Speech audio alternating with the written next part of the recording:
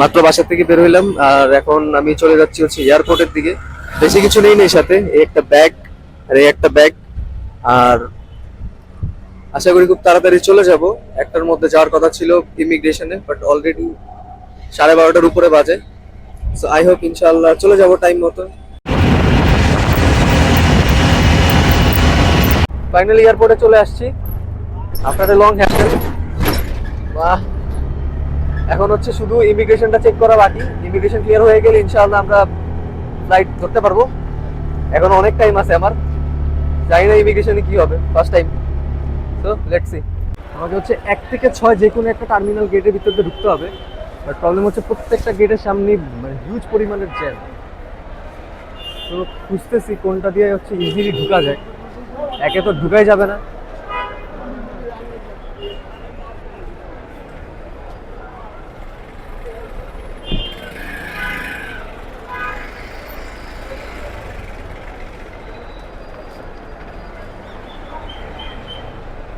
ভিতরে ঢোকার চেষ্টা করতেছি, 5 নম্বর গেট দিয়ে ঢোকার জন্য অপেক্ষা করতেছি। প্রত্যেকটা গেটই হচ্ছে অনেক পরিমাণে জ্যাম। বোর্ডিং পাসের জন্য দাঁড়িয়ে আছি, বোর্ডিং পাস এসে ইমিগ্রেশনের জন্য দাঁড়ায় আছি। ইমিগ্রেশনটা যদি ঠিকঠাক মতো হয়ে যায় ইনশাআল্লাহ, তাহলে হচ্ছে প্লেনে উঠে যাব, দেন বাকিটা ওখান থেকে দেখাচ্ছি। কিন্তু সমস্যা হচ্ছে এখানে লম্বা লাইন। এটা হচ্ছে বোর্ডিং পাসের লাইন, অনেক লম্বা একটা লাইন।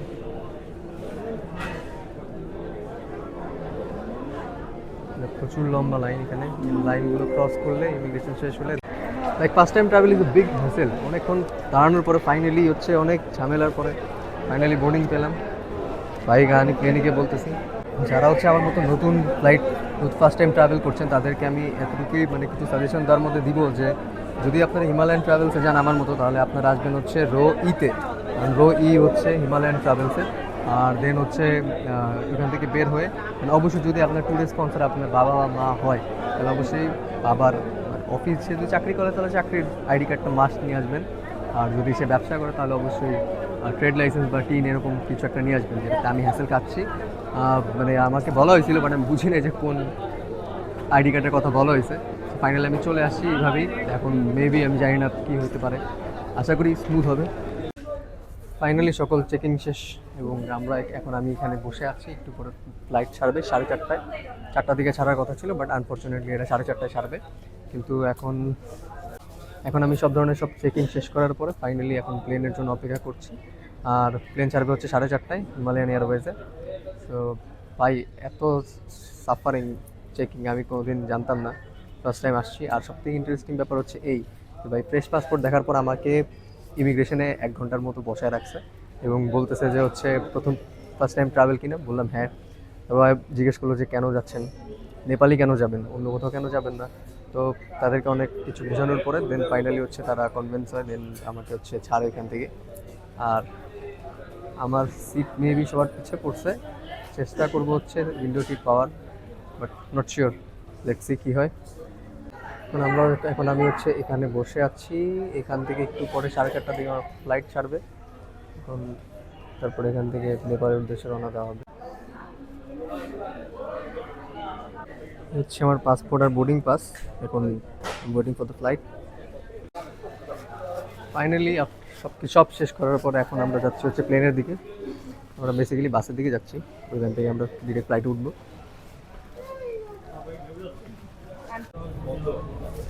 এখন আমরা হচ্ছে বাসের দিকে যাচ্ছি, ওইখান থেকে ডিরেক্ট প্লেনে।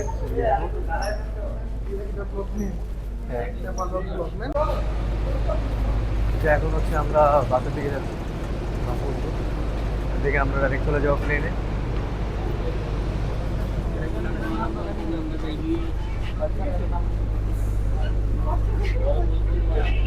ফাইনালি হচ্ছে বাসে উঠে গেছে। এখন এখান থেকে ডাইরেক্ট হচ্ছে প্লেনের দিকে যাবে, দেন হচ্ছে আমরা প্লেনে উঠে যাবো। দেন 4:30-এর দিকে হচ্ছে আমাদের প্লেন ফ্লাই করবে নেপালের দিকে।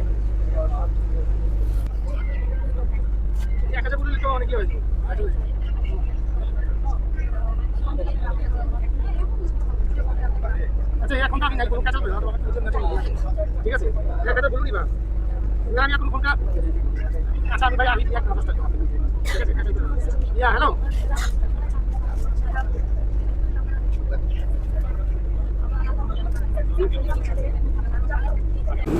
ফাইনালি চলে আসলাম প্লেনের সামনে।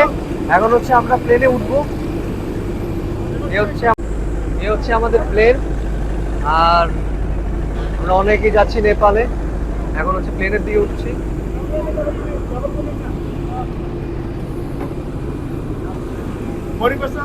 হ্যাঁ হ্যাঁ,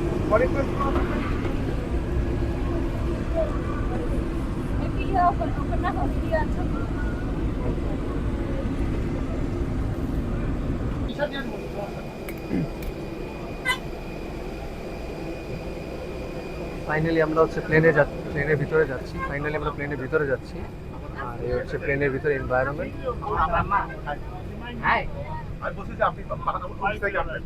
আমি 18-13 তারিখে 15 তারিখে যদি আসি, তাহলে আমার স্টাফ যদি আসে তাহলে একটা বড় মতো নেন। ওটাই বলছি যে আপনি বলছেন 18 থেকে আসবেন। নেপালে একজন আসলে আমি আপনার একটা বড় বোতল নিয়ে আসবো। ওটাই আমরা বলছি। তুমি কি খায়? আন্টি কি খায়? ইয়ে না না, উইস্কি আছে না, উইস্কি খায়, অনেকে আছে ভুট্টা খায়। এখানে একটা মজার কাহিনী আছে, সেটা হচ্ছে যে আমি প্রথমে যেখানে ছিলাম আমার মানে সিটের পাশে কোনো উইন্ডো সিট ছিল না, মানে আমি উইন্ডো সিট পাইনি। পরে এখানে আমি কেবিন ক্রুজে ওনাকে বলছি, বলার পরে তো উনি বলতেছে আচ্ছা ঠিক আছে আমি ম্যানেজ করব। তো একটু পরে হচ্ছে উনি আমাকে একটা উইন্ডো সিট ম্যানেজ করে দেয়। এই হচ্ছে উইন্ডো সিটটা। কিন্তু এখানে একটা টার্মস এন্ড কন্ডিশন হচ্ছে এই যে যদি হচ্ছে এই যে সিটের যে ওনার উনি যদি বলে যে না এই সিটটা আমি ছাড়বো না, এই সিটটাই আমার লাগবে, তাহলে আমার কিছু করার নেই, তখন আবার আমাকে আমার সিটে ফেরত যেতে হবে। তো উনি আবার আমাকে এটাও বলছে যে যদি এমন হয় তাহলে প্লিজ ডোন্ট মাইন্ড। কিছু করার নেই, দেখি কপালে কি আছে। বাট উইন্ডো সিটটা দরকার ছিল, কারণ তাছাড়া আমি মানে বাইরের কোনো শট নিতে পারি। প্লেন ছাড়ার টাইম অলমোস্ট হয়ে গেছে। তো লাইফের ফার্স্ট এক্সপিরিয়েন্স খুব ভালো ছিল। বাট প্রবলেম হচ্ছে এই যে বাই ফ্রেশ পাসপোর্ট নিয়ে ট্রাভেল করা it's not a easy thing. Because ভাই আমারে যতগুলো মানুষে যতবার এত ইনকোয়ারি করছে, সব থেকে বেশি ইনকোয়ারি আমারে করছে। আমি বুঝতেছি না যে প্রবলেমটা কি, যে এত ইনকোয়ারির রিজন কি আমি নিজেও জানি না। ঠিক আছে, হয়তো ফ্রেশ পাসপোর্ট ইভেন আমাকে এটাও জিজ্ঞেস করছে যে কেন ফার্স্ট ট্যুরে নেপালি কেন। তো আমি তাদেরকে অনেক কথা বলছি যে নেপালের মধ্যে হচ্ছে এভারেস্ট দেখা যায়, পাহাড় দেখা যায়, নেপালের ওয়েদারটা খুব সুন্দর, সব কিছু ওভারঅল বলার পরে দেন তারা কনভিন্স হয়। হওয়ার পরে আমাকে হচ্ছে ইমিগ্রেশন ক্লিয়ারেন্স দেয়। আবার যখন প্লেনে ওঠার আগে লাইনে দাঁড়াই তখনও আমার পাসপোর্ট প্রায় 2 জন পুলিশ চেক করে। তো ভাই ফ্রেশ পাসপোর্টের একটা প্যারা, ভালো প্যারা, এটা ভালো বুঝতে পারছি এইবার। এই হচ্ছে আমার উইন্ডো সিটের view and it's amazing. It's true যে উইন্ডো সিটের জার্নিগুলো ডিফারেন্ট হয়। Now I can feel this properly. Finally আমাদের ট্রেন হচ্ছে এখন টেক অফ করবে after a long time. Maybe আরো 10 মিনিট এক্সট্রা ডিলে ছিল। সো এখন এটা টেক অফ করছে। এই যে হচ্ছে টেক অফ।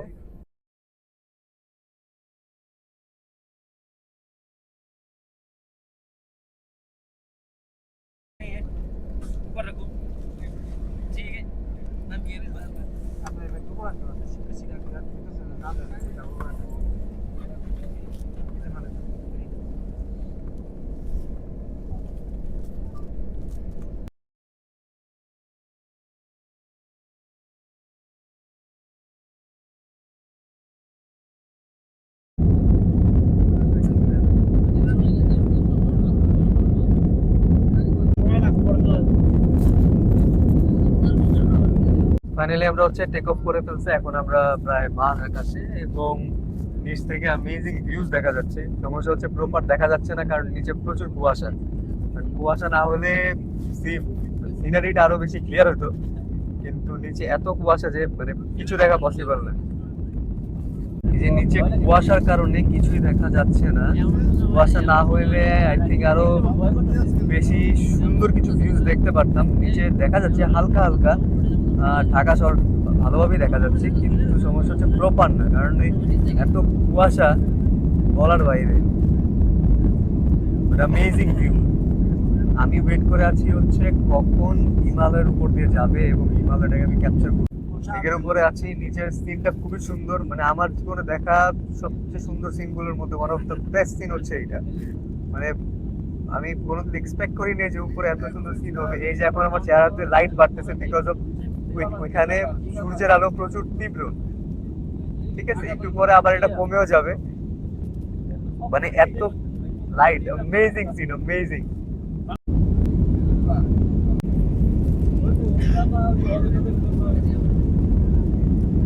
এখন হচ্ছে আমাদেরকে খাবার দিয়ে গেছে, যেমন হচ্ছে এটা পানি দিছে, দেন হচ্ছে Frooti, one of the famous brand in India, Frooti দিছে, দেন হচ্ছে এটা মেবি সল্টেড পিনাটস, নাম হচ্ছে পিকনিক, অ্যান্ড একটা ডাইজেস্টিভ বিস্কিট দিছে। সো নট ব্যাড, 1 ঘন্টা ফ্লাইটের মধ্যে as a snacks it's okay. So let's try. জানি না কোথায় আছি, মানে একটু শিওর যে মানে পাহাড় দেখতেছি, হালকা হালকা কুয়াশার জন্য প্রপারলি দেখা যাচ্ছে না পাহাড়গুলা। মেবি খুব কাছাকাছি আছি, আমি আপনাদেরকে দেখাই পাহাড়টা। আশা করি, মনে হয় না যে আপনারা কুয়াশার জন্য ঠিকঠাক মতো দেখতে পারবেন। তাহলে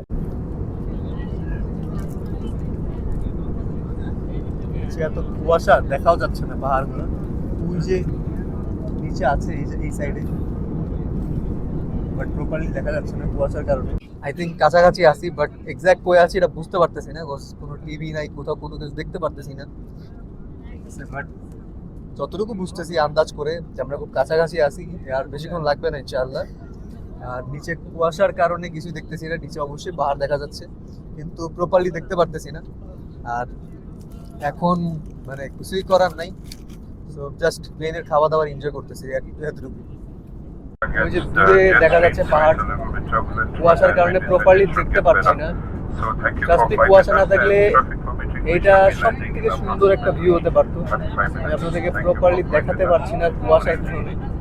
অ্যামেজিং সিন দেখুন, আমার লাইফে দেখা সবচেয়ে সুন্দর সানসেট গুলোর মধ্যে একটি হচ্ছে এটি। এতটা সিনেম্যাটিক, এতটা সুন্দর, জাস্ট দেখুন, এনজয় দ্য সানসেট। এখন হচ্ছে ল্যান্ডিং এর সময় চলে আসছে, মেবি আর কত 10-15 মিনিট পরে হচ্ছে আমাদের প্লেন ল্যান্ড করবে ইনশাআল্লাহ। দেন আমরা চলে এসেছি নেপাল, মানে জাস্ট বেশিক্ষণ লাগেনি, জাস্ট 1 ঘন্টা 15-16 মিনিটের মধ্যে নেপাল চলে আসছি আমরা। এখন প্লেন আস্তে আস্তে নিচে নামছে, নিচের দিকে প্লেন যাচ্ছে, কিন্তু হচ্ছে এখন ল্যান্ড করছে। আর ল্যান্ড করার কারণে পাহাড়গুলো আরো বেশি ভিজিবল হচ্ছে। দেখুন, এই ফাইনালি আমি প্রায় 1.5 ঘন্টার জার্নির মধ্যে প্রথমবার পাহাড় দেখছি। এই পাহাড়টা আমি দেখার জন্য ঢাকা থেকে ওয়েট করেছিলাম, কিন্তু আনফর্চুনেটলি দেখা হয় নাই। কিন্তু এখন আমি হচ্ছে ফাইনালি পাহাড়গুলো আরো বেশি ক্লিনভাবে দেখতে পাচ্ছি। আর আমাদের প্লেন এখন আমরা নেপাল চলে আসছি, আর এখন আমরা আমাদের হচ্ছে এখন ল্যান্ডিং হচ্ছে। এই যে দেখুন, এই হচ্ছে পাহাড় এতক্ষণ পরে ফাইনালি ভিজিবল হলো। প্লেন ল্যান্ড করছে, যার জন্য হচ্ছে পাহাড়গুলো আরো বেশি ভিজিবল হচ্ছে প্রপারলি। আর দেখুন কি সুন্দর,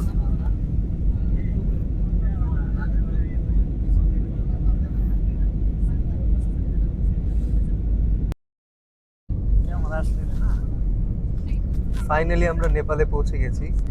এ হচ্ছে উপর থেকে নেপালের নাইট সিন, নিচে মানুষজন, বাড়িঘর, লাইট সবগুলো দেখে হচ্ছে, রাস্তাঘাট সবকিছু দেখে হচ্ছে আমরা বুঝতে পারতেছি যে ফাইনালি আমরা নেপাল। দেখুন কি সুন্দর।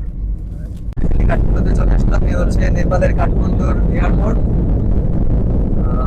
আমাদের প্লেন মাত্র ল্যান্ড করছে,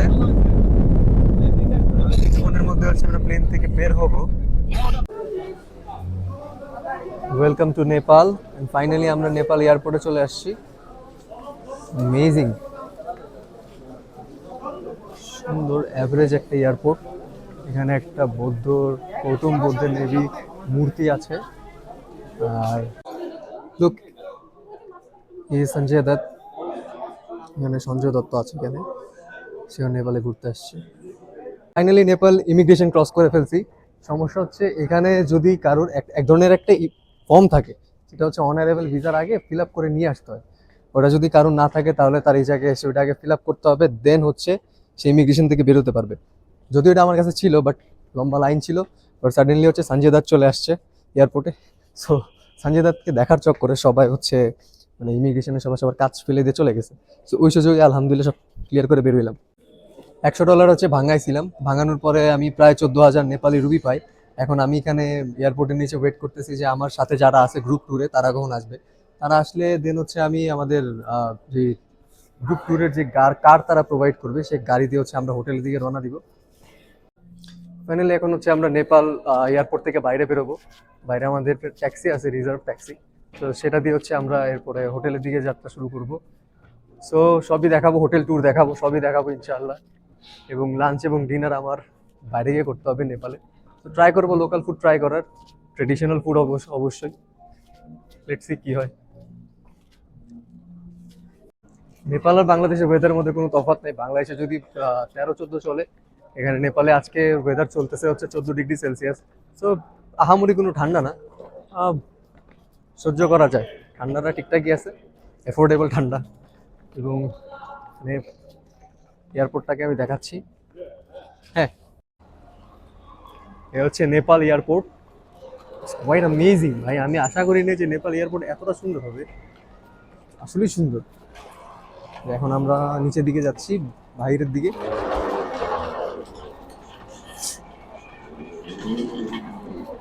আমার আসতে না আসতে ভালো ঠান্ডা লাগছে, আমার অলরেডি সাইনোসাইটিস, যার জন্য হচ্ছে আমার ঠান্ডাটা বেশি লাগে। নেপাল এয়ারপোর্টের কিছু কিছু ফিচার্স আছে যেটা বাংলাদেশ এয়ারপোর্টে নাই। সব কিছু ভাই ওয়েল ডিসিপ্লিন, ওয়েল রুলড, এক কথায় সব জায়গায় সব কিছু পারফেক্ট আছে।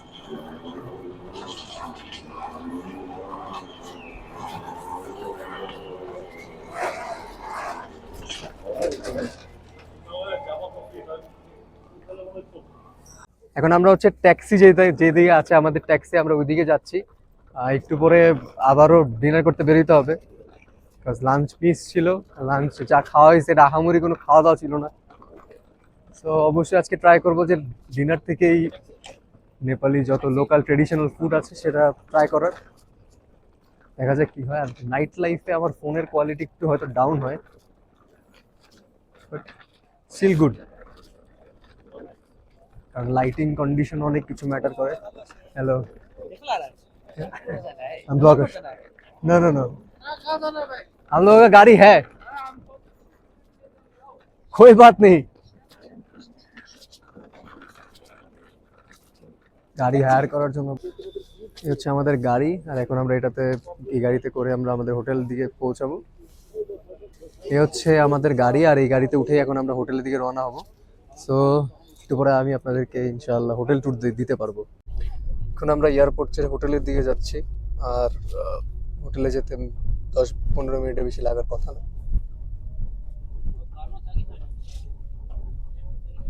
ওই যে এখানে একটা এক ধরনের মূর্তি আছে, এই হচ্ছে কাঠমান্ডুর মেইন রোড।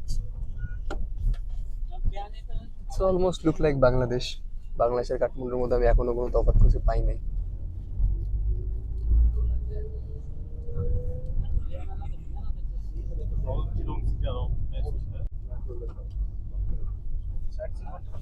যেতে কি 8 ঘন্টা লাগবে না?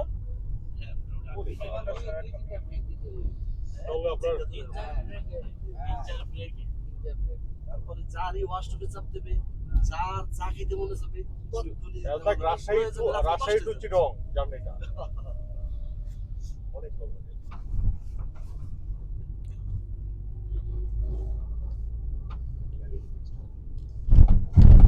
এটা হচ্ছে আমাদের হোটেল, এখানে আজকে রাত থাকা হবে। এখানে অনেক সুন্দর একটা মন্দির আছে, দিয়া জ্বলছে, ভিতরের দিকে যাব।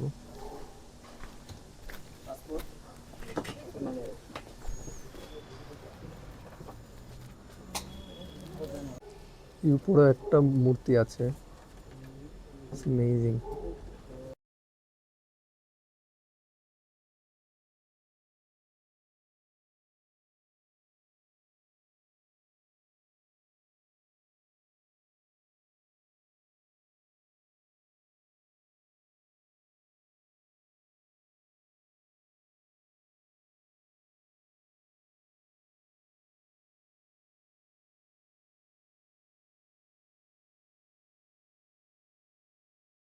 This is my welcome T, lemon tea.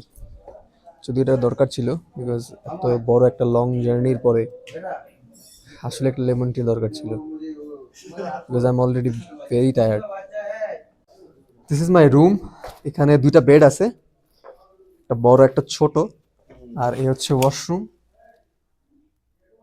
রাতে খাবার খুঁজতে বেরোইলাম, প্রচুর ঠান্ডা, লাইক লাস্ট টাইম চেক করলাম, দেখলাম যে 6 ডিগ্রি, একদম সারা বডিতে ঠান্ডা ফিল হয়। বেশি টাইম থাকবো না, জাস্ট বেরোলাম খাবারটা নিয়ে আবার রুমে ব্যাক করব। একজনকে জিজ্ঞেস করেছিলাম যে কোন দিকে গেলে হচ্ছে ভালো মানে হালাল খাবার পাওয়া যায়, তো সে একটা রাস্তার দিকে দেখাই দিল। ভাবলাম যে ঠিক আছে যাই, ওইদিকে যাই, খুঁজি, দেখি যে পাওয়া যায় কিনা। আমি কথা বলতে পারতেছি না, ঠান্ডা ঠেলায় আমার সারা শরীর ফ্রিজ হয়ে গেছে, মনে হচ্ছে যে হ্যাং হয়ে গেছে সারা বডি। আবার ট্রাইপডটাও আনতে ভুলে গেছি। জাস্ট কোনো রকম খাবারটা নিয়ে রুমে চলে যাব তাড়াতাড়ি। এই যে একটা হালাল খাবারের দোকান পাইলাম, দেখি জিজ্ঞেস করি কি আছে না আছে। হোটেল দেখলাম, but price is so high ভাই, 200 রুপি চাচ্ছে হচ্ছে বিরিয়ানির জন্য। সো দেখি আরেকটা খুঁজি, আরেকটা হালাল আরেকটা দোকান খুঁজি। যদি পাই তাহলে কম দামে পাইলে ওইখান থেকে নিয়ে নিবো, আর যদি না পাই তাহলে কিছু করার নেই, 10টা পর্যন্ত দোকান খোলা, লাস্ট অপশন ওটাই, ওইটা থেকে নিয়ে যেতে হবে। এই হচ্ছে কাঠমান্ডু, ইটস অ্যামেজিং।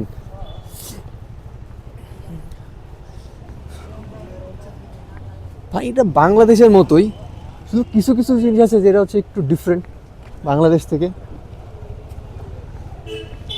আগে যাচ্ছি, দেখি কোনো বাঙালি রেস্টুরেন্ট তো চোখেই পড়তেছে না, তাও খুঁজতেছি যদি একটা বাঙালি রেস্টুরেন্ট পাই। ওইদিকে কিছু রেস্টুরেন্ট আছে ভাই। নেপালের এই যা হচ্ছে জিনিস, এই দেখেন ড্রাই ফ্রুটের দোকান অ্যাভেলেবেল, দেন হচ্ছে বার্স, রেস্টুরেন্ট, দেখি যে এরকম দোকানও প্রচুর অ্যাভেলেবেল। এখানটা ট্যুর দিয়ে চলেন, let's make a tour here. Hi, can I see everything? सब कुछ देख सकता हूँ? वीडियो मत बनाओ। ভিডিও করতেছিলাম, সাডেনলি বললো যে ভিডিও করা যাবে না। তো ভিডিও যদি করতেই না পারি, সে জায়গায় থাকাটা ইউজলেস।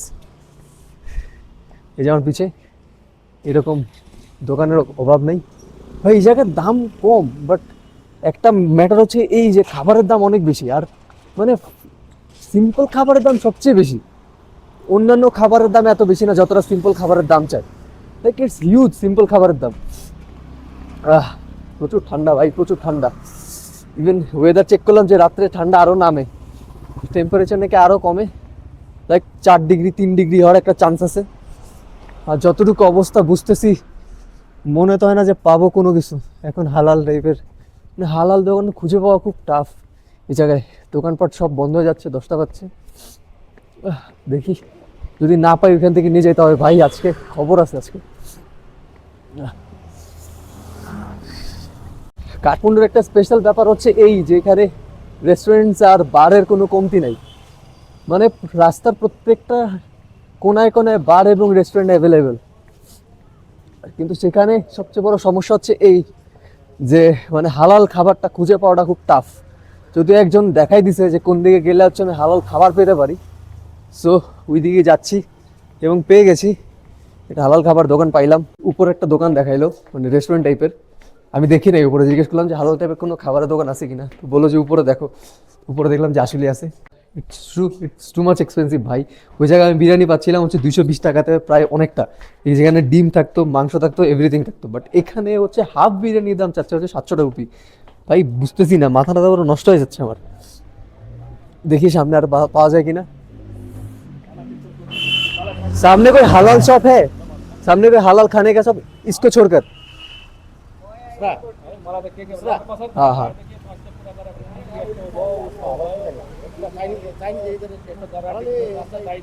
ये साइड। अच्छा अच्छा, इधर